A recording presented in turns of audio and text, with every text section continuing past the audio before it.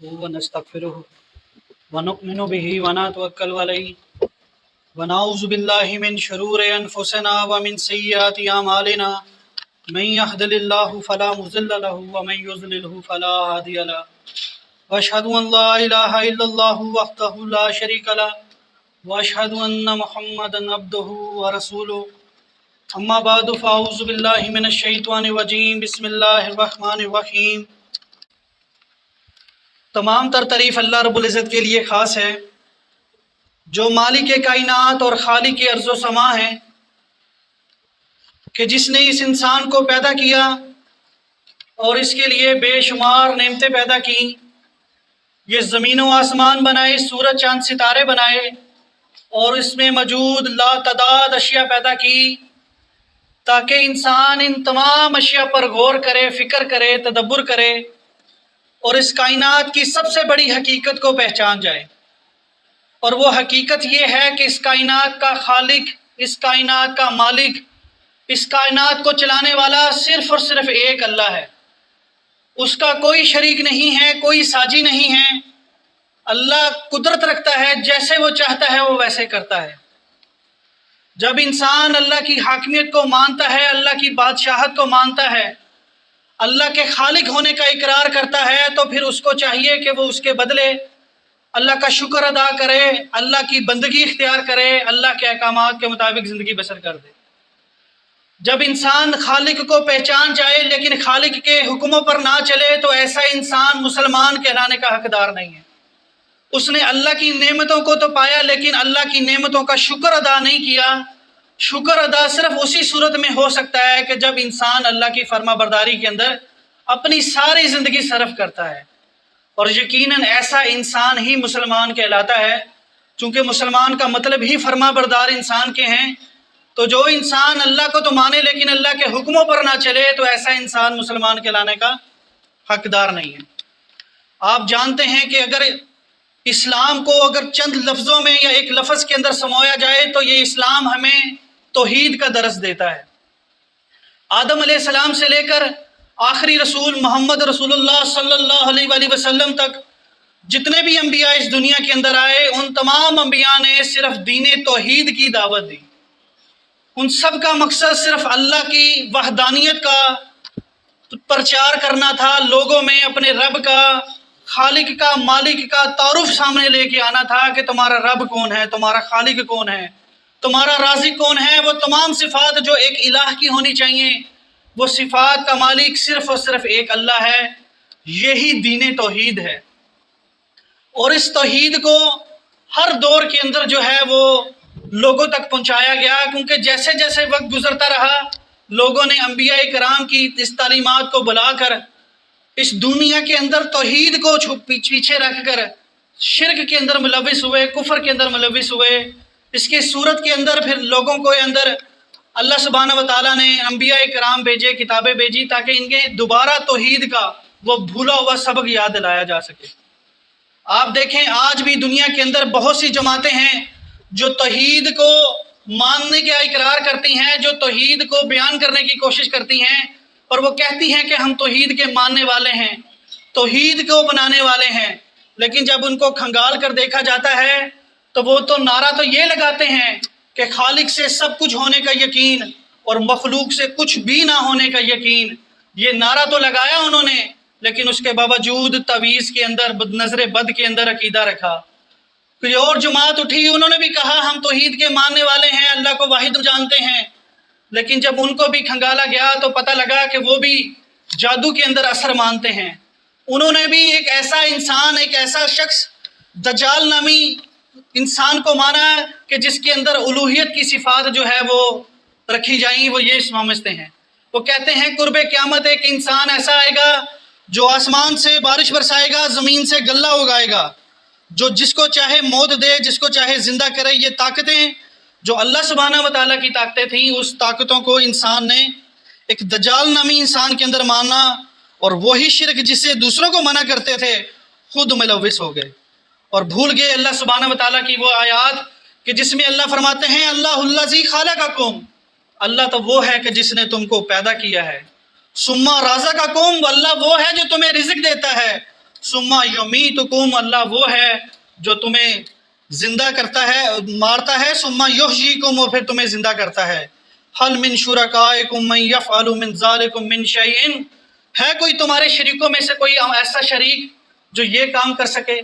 یعنی انسانیت میں سے، پوری کائنات میں سے کوئی ایسی ہستی ہے جو تمہیں پیدا کرنے والی ہو، تمہیں رزق دینے والی ہو، جو تمہیں زندہ بھی کرتی ہو اور تمہیں مارتی بھی ہو؟ ہے کوئی میرا شریک کائنات میں؟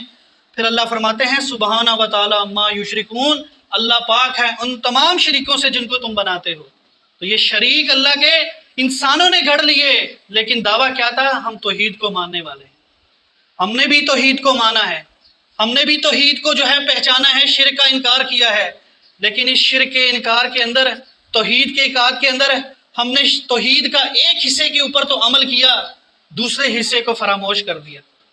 ہم شرک فی العقیدہ، عقیدے کے اندر شرک کو تو بہت اچھی طریقے سے سمجھے، اور آج بھی ہم، ہماری جماعت، ہمارے واعظین اس کے اوپر بھرپور طریقے کے ساتھ اپنا حق ادا کرتے ہیں اور لوگوں کو بتاتے ہیں کہ اصل توحید کیا ہے، ہمارا رازق، ہمارا خالق کون ہے، اللہ کے ذات کے اندر کوئی شریک نہیں ہے، اللہ کی صفات کے اندر بھی کوئی شریک نہیں ہے۔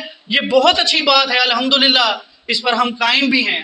اس عقیدہ توحید کی وجہ سے ہم نے بہت سی قربانیاں بھی دیں، اپنے عزیز رشتہ داروں کو چھوڑا، ان کی فوتگیوں کو چھوڑا، ان کے غیر اسلامی رسومات، 30واں 40واں کل خانیوں کو چھوڑا اور اللہ کے دین کے لیے خالص ہو کر نکلے۔ یہ بہت ہی ہماری کامیابی تھی ان ساتھیوں کی جنہوں نے یہ قربانی دی اور دین کے اندر مخلص ہو گئے۔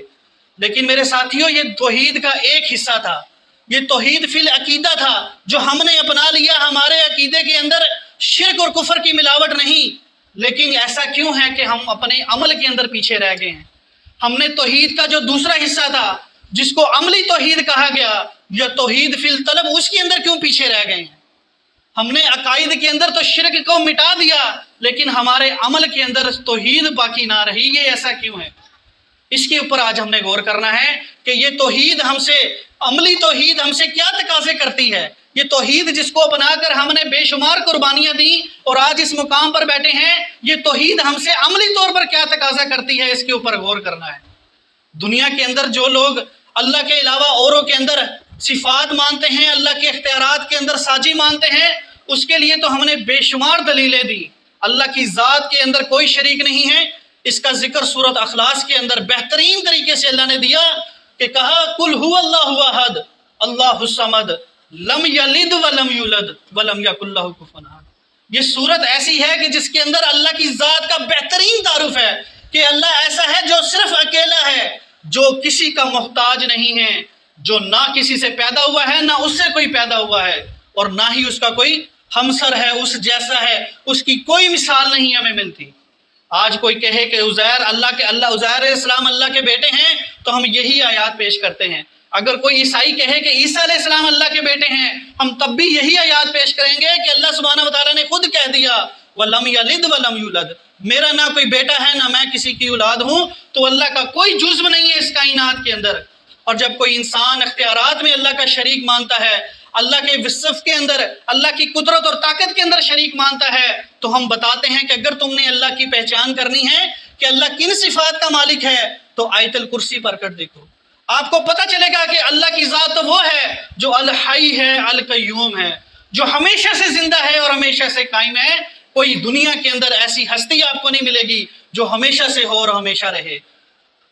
وہ ذات ایسی ہے جس کے بارے میں اللہ کہتا ہے لا تاخذہ سینۃ ولا نوم، وہ جس کو نہ کوئی نیند آتی ہے نہ کبھی کبھی اونگ آتی ہے۔ دنیا میں کوئی ایسی ہستی نہیں ہے جس کو کبھی نیند نہ آئے یا کبھی اونگ نہ آئے۔ اللہ فرماتے ہیں اللہ تو وہ ہے ما فی السماوات و ما فی الارض، جو کچھ آسمان میں ہے، جو کچھ زمین میں ہے، سب اسی کی ملکیت ہے۔ کائنات میں کوئی ایسا انسان یا کوئی ہستی ایسی ہے جو یہ دعویٰ کر سکے کہ زمین و آسمان میں ہر چیز میری ہے؟ نہیں۔ اللہ فرماتے ہیں یعلم ما بین ایدیہم وما خلفہم، اللہ تو وہ بھی جانتا ہے جو تمہارے سامنے ہے اور وہ بھی جانتا ہے جو تمہارے پیچھے ہے۔ یہ صفات کسی اور کے اندر ہو سکتی ہیں؟ نہیں ہو سکتی۔ اس کو ہم نے دل و جان سے مانا اور اقرار کیا کہ واقعی اللہ کی کوئی شریک نہیں ہے۔ اللہ سبحانہ وتعالیٰ نے سورہ بنی اسرائیل آیت نمبر 111 میں فرمایا وَقُلِ الْحَمْدُ لِلَّهِ، کہہ دو اے اللہ کے رسول تمام طرح کی حمد، تمام طرح کی تعریف تمام تر شکر اللہ کے لیے ہے، الذی لم یتخذ ولدا، اس اللہ کے لیے جس کی کوئی اولاد نہیں، جس نے اپنی کوئی اولاد نہیں بنائی، جس نے اپنا کوئی جز نہیں بنایا، اپنے جیسا کسی کو نہیں بنایا، وَلَمْ يَكُنْ لَهُ شَرِيكٌ فِي الْمُلْكِ، اور اس کا کوئی شریک نہیں ہے اس کی بادشاہت میں، اس کے اختیارات میں، اس کی بادشاہت میں کوئی شریک نہیں ہے، کوئی چیز کا مالک نہیں ہے، تو پھر اس کا بادشاہت کیسی ہوگی؟ جب انسان کسی چیز کا مالک ہوتا ہے تو پھر ہی اس کے اوپر اختیار ہوتا ہے نا، تو انسان کسی چیز کا مالک نہیں ہے، اپنی ذات کا بھی مالک نہیں ہے، تو پھر اس کے اوپر اختیار کیسا ہوگا؟ اللہ ساری کائنات کا مالک ہے، لہٰذا اللہ ہی کے پاس ساری بادشاہت ہے، وہی تمام اختیار رکھتا ہے۔ اور اللہ فرماتے ہیں وَلَمْ يَكُنْ لَهُ وَلِيٌّ مِّنَ الذُّلِّ، اور کوئی دوست اللہ کا ایسا نہیں کمزوری کے باعث۔ آج ہم دوست بناتے ہیں اپنی کمزوری کے باعث، کہ ہمارا ساتھی بنے، ہمارا مددگار بنے۔ اللہ کو کسی مددگار کی ضرورت نہیں ہے، کیوں؟ کیونکہ اللہ کمزور نہیں ہے، اللہ کمزور نہیں ہے، وہ کبرہ تکبیرہ، اور اسی کی تکبیر کو بلند کرنا چاہیے جیسے کہ اس کی تکبیر کو بلند کرنے کا حق ہے۔ تو میرے ساتھیوں، یہ صفات اور یہ ذات اللہ سبحانہ و تعالیٰ کی کہ جس میں کوئی شریک نہیں ہے، ہم نے سب نے مانا، پہچانا، سمجھ چکے ہیں، اور ہم کوشش کرتے ہیں کہ تمام زندگی اس کے پرچار کرتے رہیں، لوگوں تک بتاتے رہیں۔ لیکن ایک اور توحید کا پہلو ہے، وہ توحید کا پہلو کیا ہے؟ اس کے لیے ایک آیت ہے، سورہ الکاف کی آخری آیت ہے، اللہ فرماتے ہیں کل، اللہ کے رسول آپ فرما دیجئے، انما انا بشر مثلکم، کہ میں تمہاری ہی طرح کا ایک بشر ہوں، یوحی الیہ، جس کی طرف وحی کی جاتی ہے، انما الہکم الہ واحد، کہ بے شک تمہارا الہ صرف ایک الہ ہے، تمہارا الہ صرف ایک الہ ہے، فمن کان یرجو لقاء ربہ، تو جو کوئی اس بات پر یقین رکھتا ہو کہ میں نے اللہ کے ساتھ ملاقات کرنی ہے، جو یہ جانتا ہو، پہچانتا ہو کہ قیامت آئے گی، میں نے مر کے اللہ کے سامنے پیش کرنا ہے، تو وہ کیا کہے گا؟ فَلْيَعْمَلْ عَمَلًا صَالِحًا، تو وہ کیا کرے گا؟ نیک عمل کرے گا۔ کیا مطلب یہ عہد کر لے کہ میرا الہ صرف ایک اللہ ہے، اب اس نے کیا کرنا ہے؟ اس نے یہ کرنا ہے کہ اپنی آخرت کو مد نظر رکھتے ہوئے عمل صالحہ کرنے۔ یہ ہے توحید کا دوسرا حصہ جس کو آج ہم نے فراموش کیا ہوا ہے۔ اللہ فرماتے ہیں وَلَا يُشْرِكْ بِعِبَادَاتِهِ رَبِّهِ أَحَدًا، کہ اللہ کے شریک نہ بناؤ اس کی عبادت کے اندر اپنے رب کے ساتھ، وہ اپنی عبادت کرنے میں بھی ایک ہے۔ ہم نے عبادت بھی کس کی کرنی ہے؟ صرف ایک اللہ کی، اس کی بندگی، اس کی عبادت میں بھی اس کا کوئی شریک نہیں ہے۔ تو میرے ساتھیوں، عبادت کے اندر شریک کیسے ہو سکتا ہے؟ عبادت ایک ایسی چیز ہے جو عمل کے ساتھ جڑی ہوئی ہے۔ پیچھے جو چیزیں ہم نے پڑھی، اللہ کی ذات میں کوئی شریک نہیں، اللہ کی صفات میں کوئی شریک نہیں، یہ تو عقیدہ تھا، یہ تو نظریہ تھا، یہ سوچ تھی جو میں نے اور آپ نے اپنا لی۔ لیکن اللہ کی بندگی بھی کرنی ہے، عمل صالح بھی کرنے ہیں، اور اس بندگی میں اللہ کا شریک نہیں بنانا، یہ دوسرا حصہ ہے توحید کا۔ میرے ساتھیوں، بڑے افسوس کے ساتھ ہم اس کے اندر بہت پیچھے رہ گئے ہیں۔ یا تو ہمارے ساتھیوں نے اس شرک کو، اس توحید کو سمجھا نہیں، اور اگر سمجھ بھی لیا ہے تو اس کے اندر بہت پیچھے ہیں۔ یہ توحید، یہ والا حصہ ہمارے اندر نہیں آ رہا۔ ہم اللہ کی بندگی کیسے کرتے ہیں؟ ہمارے نزدیک عبادت کا مفہوم کیا ہے؟ ہم سمجھتے ہیں عبادت سے مراد صرف نماز، روزہ، حج، زکوٰۃ، صرف یہی رہ گئے، صرف عبادت کا یہی مفہوم ہے۔ نہیں میرے ساتھیوں، یہ عبادت کا مفہوم نہیں ہے۔ اگر آپ یہ سمجھیں، اس کو یوں مثال سے سمجھیں کہ اگر آپ کا کوئی غلام ہو یا کوئی نوکر ہو، وہ آپ سے تنخواہ لیتا ہو، وہ صبح شام آپ کو سلام پیش کرتا ہو، آپ کی خیر خواہی چاہتا ہو، لیکن وہ آپ کا حکم نہ مانتا ہو، تو بتاؤ آپ کیسا کرو گے؟ وہ سارے دن آپ کا حکم بجانے کی بجائے کسی اور کا کام کرے، کسی اور کی خدمت کرے، آپ کا کوئی حکم نہ سنے، تو آپ کیا کہو گے؟ آپ کہو گے یار کیسا نوکر ہے تو، مجھ سے کھاتا ہے، میرا جو ہے وہ نمک کھاتا ہے اور نمک حرامی کرتا ہے، کسی اور کے حکم کرتا ہے، جو میں تجھے کہتا ہوں وہ نہیں کرتا۔ میں نے تجھے کہا جاؤ فلاں فلاں کا حق دو جا کر، تو نے کہا السلام علیکم السلام علیکم، صبح شام سلام کیا مجھے، لیکن وہ حق جا کر نہیں دیا۔ میں نے کہا جاؤ وہ فلاں برائی جا کے مٹاؤ، اس کا خاتمہ کرو، اس کو روکو جا کے، تو نے اس برائی کی طرف توجہ نہیں دی، بلکہ پھر وہی صبح آ کر سلام شروع کر دیا۔ تیرے اس سلام کی مجھے کیا ضرورت ہے؟ آپ رکھو گے اس کو؟ آپ کہو گے یار جو تیری ذمہ داری، جو ڈیوٹی میں تجھے دے رہا ہوں وہ تو ادا نہیں کر رہا، اور صرف صبح شام مجھے سلام کر رہا ہے، اس سلام کا مجھے کیا فائدہ ہے؟ اگر وہ ساتھی آپ کو آپ کے حکموں پہ چلنے کی بجائے آپ کے مخالف کی خدمت گزاری کرے، آپ کے خلاف سازشیں کرے، آپ کو جو ہے وہ ختم کرنے کی کوشش کرے، تو آپ کہیں گے یار تو غدار ہے، غدار، تو کھاتا بھی میرا ہے، تو پیتا بھی میرا ہے، مجھ سے تنخواہ لیتا ہے، صبح شام سلامی دیتا ہے، لیکن یہ تیری سلامی کس کام کی جبکہ تو میرے حکموں پر نہیں چل رہا بلکہ مجھے مٹانے کے لیے کوششیں کر رہا ہے، تو غدار ہے، تو نرمک حرام ہے۔ تو اس لیے میرے ساتھیوں کبھی ہم بھی غور کریں کہ ہم نے اللہ کو اپنا الہ مانا ہے، ہم دن کے اندر 5 مرتبہ اللہ کے حضور شام میں اس کے سامنے کھڑے ہوتے ہیں، اللہ کی بندگی کرتے ہیں، رکوع اور سجود کرتے ہیں، لیکن جب اللہ کوئی حکم دیتا ہے کہ یہ کام کرو، یہ حق فلاں کا وہاں تک پہنچاؤ، تو ہم منہ گردانی کرتے ہیں، ہم پیچھے ہٹ جاتے ہیں۔ اللہ کہتا ہے اس برائی کو مٹاؤ، خود بھی نہ کرو، لوگوں کو بھی اس سے باز رکھو، تو ہم یہ سن لیتے ہیں لیکن اس پر عمل کرنے کے لیے تیار نہیں ہے۔ تو پھر یہ نماز کس چیز کی، یہ روزہ کس چیز کا؟ ہم نماز روزے رکھنے والے کو ہم کہتے ہیں بڑا زاہد ہے، بڑا عابد ہے، لیکن ایسے زاہد ایسا عابد انسان آپ کو کہاں ہوگا کہ جو آپ کے حکموں پر نہ چل رہا ہو، آپ کی اطاعت نہ کر رہا ہو۔ اسی لیے اللہ نے فرمایا کہ میری بندگی کے اندر بھی کسی کو شریک نہ بناؤ۔ جیسے اللہ ہمارا مالک صرف عبادت کے ٹائم نہیں ہے، ہر وقت ہم اللہ کے بندے ہیں، ویسے اس کی بندگی بھی کب ہوگی؟ 24 گھنٹے ہوگی۔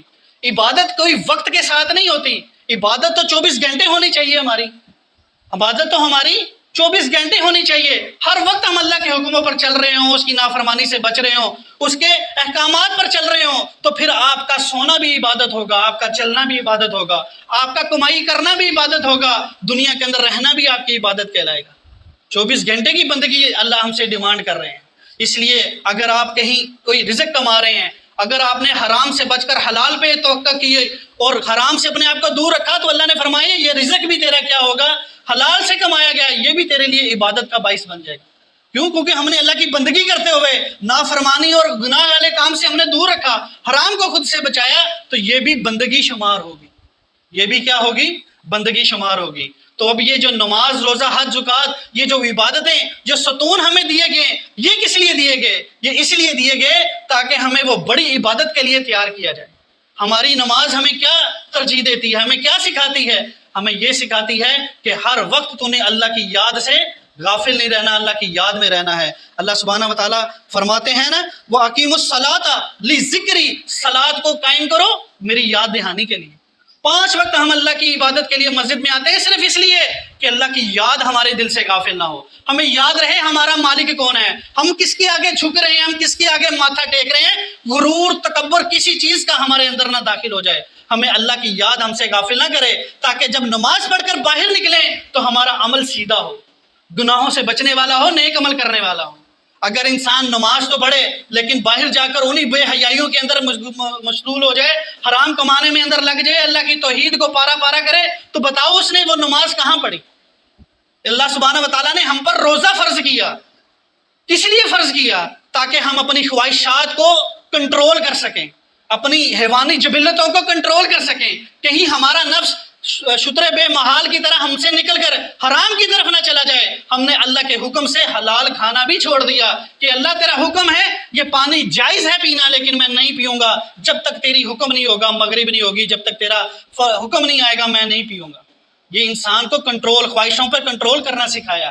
زکوٰۃ نے ہمیں بتایا کہ تو نے مال پر اسیر نہیں ہونا، مال کا شدائی نہیں ہونا، بلکہ مال کو اللہ کی راہ میں دے کر اس بات کا عہد کرنا ہے کہ اللہ تیرے لیے تو نے عطا کیا تھا اور میں نے تیرے راہ میں دے دیا۔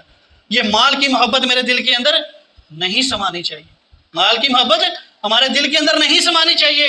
لیکن آپ جانتے ہیں کہ حقیقت کیا ہے، ہم نے اللہ کا نام تو لیا، توحید کا نعرہ تو بلند کیا، لیکن آج مال ہمارے دلوں کے اندر اس قدر گھر کر گیا ہے کہ جس کو ہم اپنائے ہوئے ہیں اور اس کے لیے دین کی جو تگودو ہے، محنت ہے، اس کو ہم نے چھوڑ دیا ہے، ہم اس کے اندر مشغول ہو گئے ہیں اور دین کی دعوت دینے کے لیے تیار نہیں ہیں۔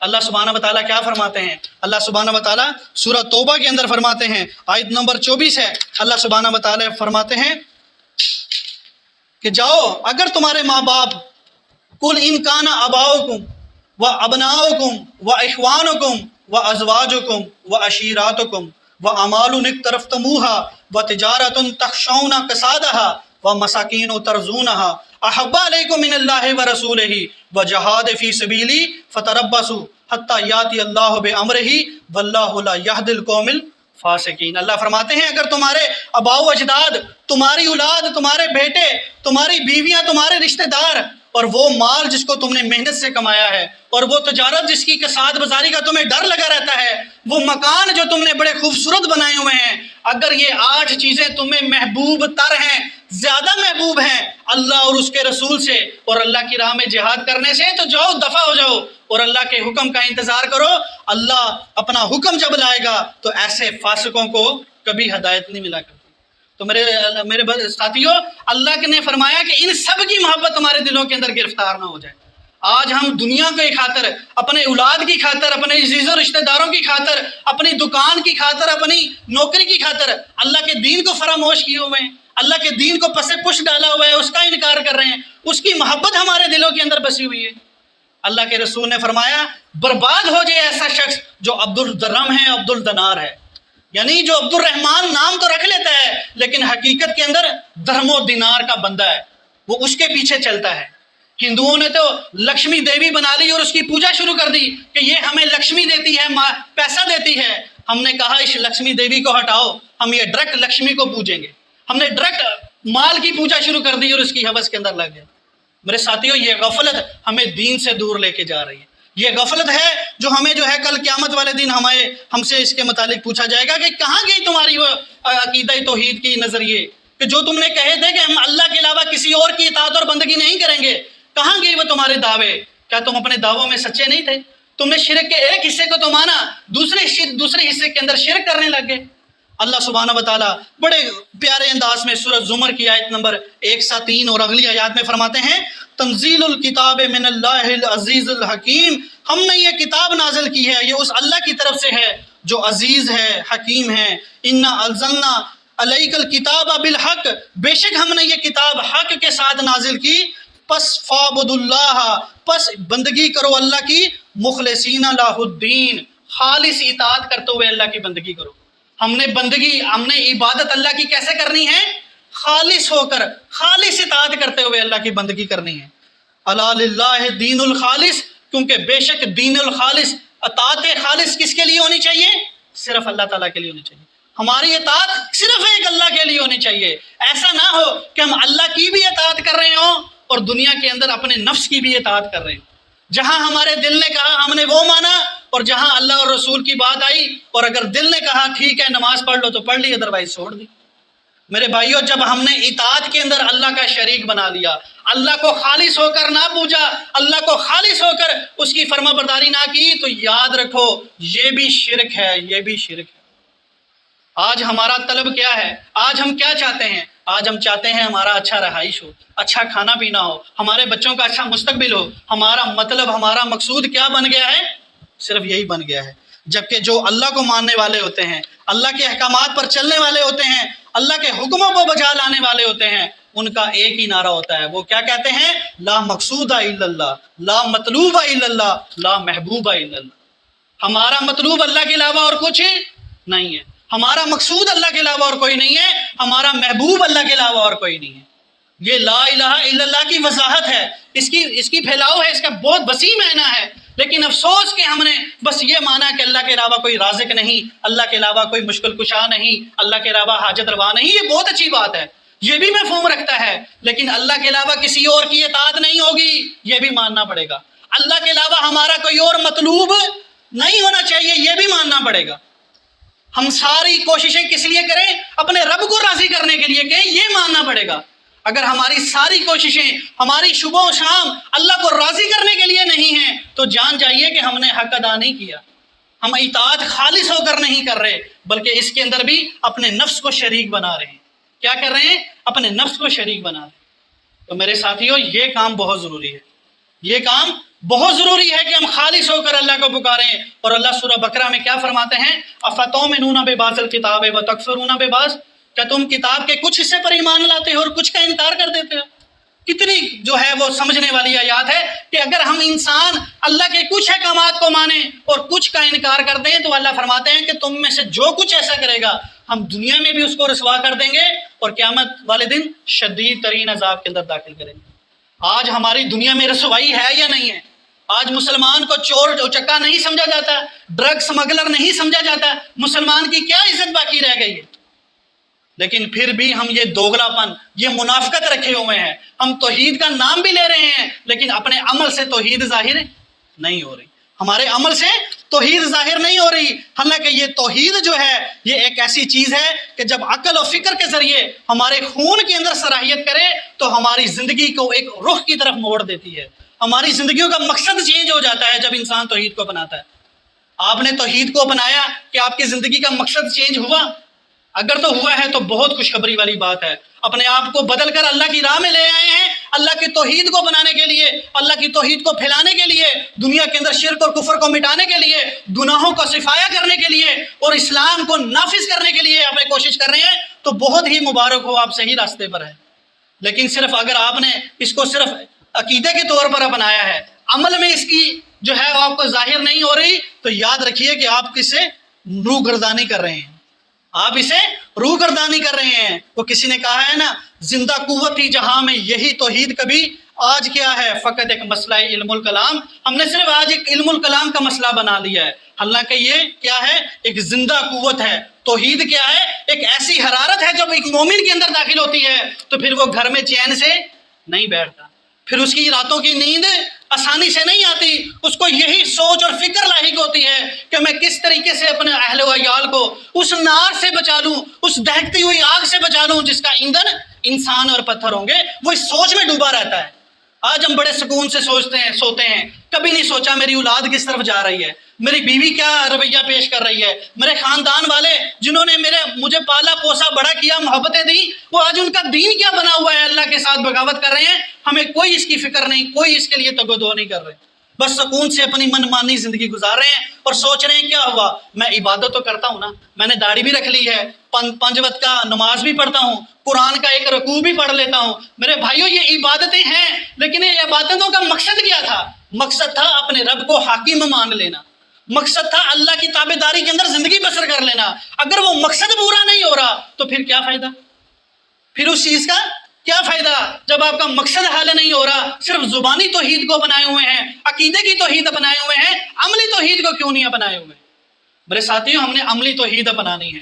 ہم جانتے ہیں کہ شرک ایسا گناہ ہے جس کو اللہ نے فرمایا کہ کبھی میں معاف نہیں کروں گا. اگر انسان بغیر توبہ اور استغفار کے مر گیا تو قیامت والے دن میں اس گناہ کو کبھی بھی معاف نہیں کروں گا. ایسے انسان پر میں نے جنت حرام کر دی ہے، حرام ہو گئی ہے، وہ کبھی جنت میں داخل نہیں ہوگا، وہ جہنم کا ایندھن بن کر رہ جائے گا. یہ بہت اچھی طریقے سے ہم نے سمجھ لیا، اس لیے تو قربانی دی، اس لیے تو اپنے عزیزوں رشتہ داروں کے جنازے چھوڑے، اس لیے تو لوگوں کے ساتھ جو ہے ہماری دشمنیاں بنی ہوئی ہیں. لوگ کہتے ہیں یار یہ معاہد ہے، یہ تو اللہ رسول کا گستاخ بنا ہوا ہے، یہ اولیاء کرام کا گستاخ ہے.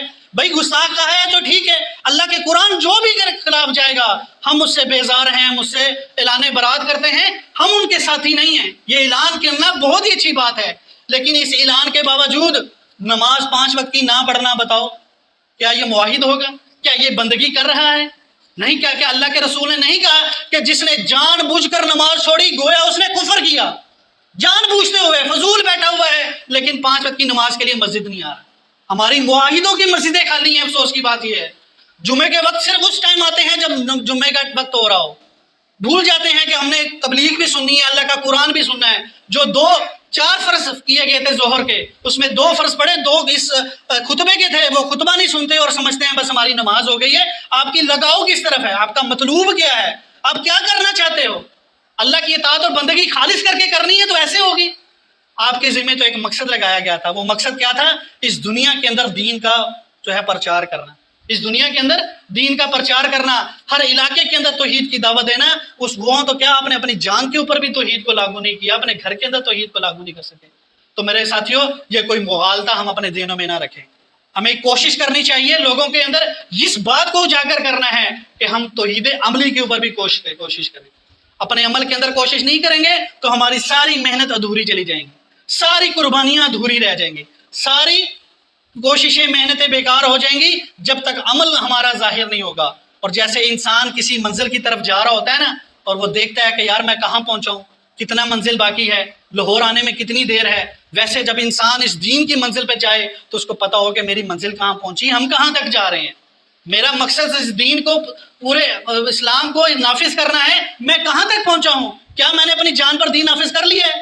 کیا میں نے اپنے گھر والوں پر دین نافذ کر لیا ہے؟ کیا اہل محلہ میرے اس دعوت کو پہچانتے ہیں؟ وہ جانتے ہیں کہ وسیم آدمی یہ نظریہ رکھتا ہے، وہ قرآن کی یہ تفہیم پیش کرتا ہے. اگر آپ کا تعارف آپ کے علاقے میں نہیں ہے تو بتاؤ آپ کو پھر کون معاہد کہے گا؟ آپ نے اپنی دین، اپنی توحید کو وضاحت ہی نہیں کی، تبلیغ ہی نہیں کی، پہنچایا نہیں ہے. تو میرے ساتھیوں، یہ وہ عبادت ہے، یہ وہ بندگی ہے کہ جس کے اندر ہم کیا کر رہے ہیں؟ شرک کر رہے ہیں. اور اللہ نے کیا کہا؟ وَلَا يُشْرِكْ بِعِبَادَتِ رَبِّهِ أَحَدًا، اور اپنے رب کا شریک نہ بناؤ. کس کے اندر؟ اس کی بندگی کرتے ہوئے، اس کی بندگی کرتے ہوئے اس کا شریک نہ بناؤ. ہم نے خالص اللہ کی بندگی کرنی ہے اور اسی کے لیے صبح و شام ہر تمام جو ہے وہ کوشش کرنی ہے. ہمارا دن، ہماری رات تن من کے ساتھ ہم اس دین کو آگے پہنچانے کے لیے کوشش کریں اور مخلص ہو کر وقت پر دین کے اندر آگے بڑھیں، پہلی صف میں آ کر بیٹھیں اور ہر موقع کے اوپر دنیا کو قربان کر دیں، دین کو بنا لیں. تو پھر آپ دنیا بھی کمائیں گے نا، تو اللہ فرماتے ہیں یہ عبادت ہوگی. جب دنیا بھی ہم کریں گے، اللہ کے حکموں کے مطابق کریں گے، تو دنیا کے اندر جو بھی کریں گے وہ بھی کیا بن جائے گی؟ عبادت. کیوں؟ کیونکہ ہم نے اللہ کے حکم کے مطابق کی ہے، رسول اللہ صلی اللہ علیہ وسلم کی سنت کے مطابق کی ہے. ہمارا حلال روزی بھی عبادت ہوگی، کسی کو نیک بات کرنا بھی عبادت ہوگی، اولاد کے ساتھ محبت کے ساتھ بیٹھنا بھی عبادت ہوگی، والدین کی خدمت کرنا، اچھے خوشگوار ماحول میں رہنا، یہ بھی عبادت بن جائے گا. آپ کا صبح شام عبادت بن جائے گی. لیکن اس عبادت کے لیے ہمیں محنت کرنی ہے، ہمیں کوشش کرنی ہے. تمام ساتھیوں سے میں درخواست کروں گا کہ میرے اس بات پر غور کریں اور کوشش کریں اپنی زندگیوں کو بدلیں. اس توحید کا اثر آپ کے جسم کے اوپر، آپ کے عمل کے اوپر بھی ظاہر ہونا چاہیے. اللہ سے دعا کرتے ہیں اللہ ہمیں حق بات کہنے، اس پر عمل کرنے کی توفیق عطا فرمائے.